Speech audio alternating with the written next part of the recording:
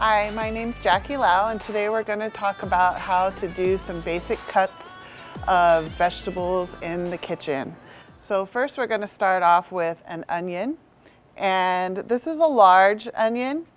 You can see that there's two sides, one that has the root and one that has the top, so it would grow in the ground like this.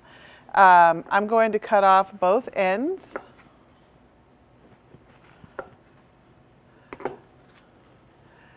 And then I have an onion that will sit flat. I'm going to take my knife carefully and cut the onion in half.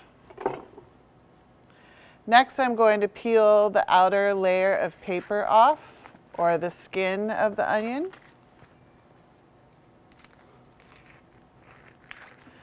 So I have a clean onion cut in half.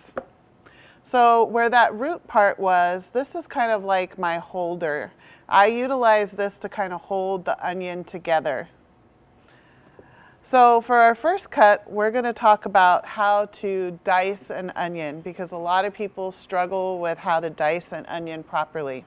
First thing is I have a sharp knife, and I want to make sure that I have a knife that's I'm comfortable with, that's sharp, and that is not too big for whatever it is that I'm cutting. So I am comfortable with this knife.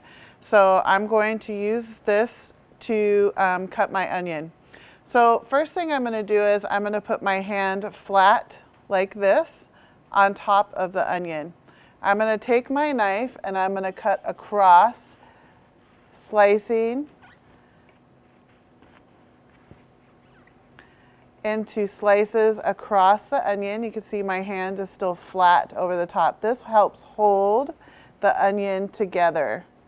So I have about 5 slices in there across the onion, and because I left this root part over here, it kind of holds my onion together.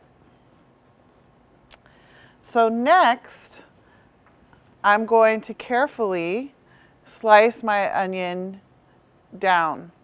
So this is how we're going to start our dice.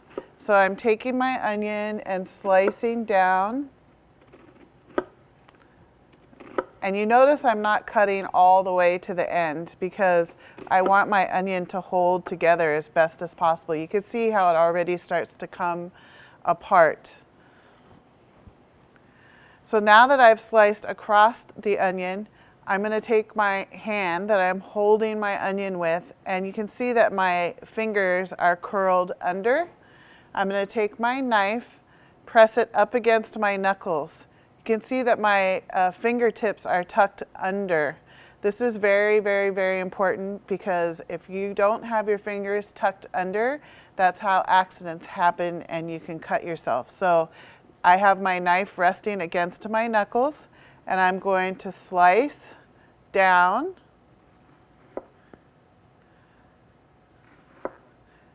And you can see that I'm dicing my onion.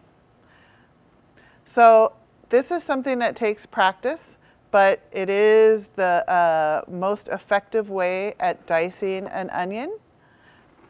This actual dice will be considered a small dice.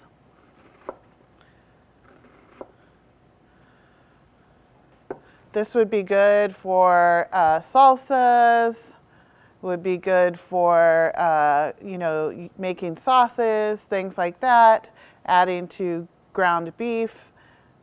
So this would be considered a small diced onion. When I get to the end of my onion, I always tell people, if you're not comfortable cutting close to the end, then don't do it. But what you can do is peel off these layers of onions. So that you have some more control.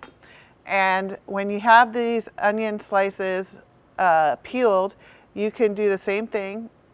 Curve your fingers underneath, tuck your nails in, and you can go back and slice the onions like this.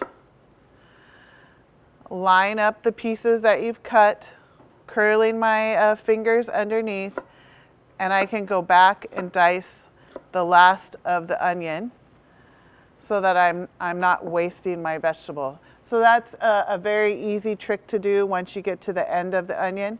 Always, if you don't feel safe cutting, stop and reevaluate. If you're not comfortable, then just leave it aside so that you don't have any kind of accidents. A next common cut with a onion would be like a Julienne cut. Maybe that's something that you put in a salad, poke, that kind of cut where it's sliced thinly. So how do we accomplish a Julienne cut? Well, one of the best ways to do that, and there's two different slices or two different ways to cut an onion for that. I personally don't, if I was doing poke, I would slice my onion. So keep in mind, this is the root. I would slice my onion like this.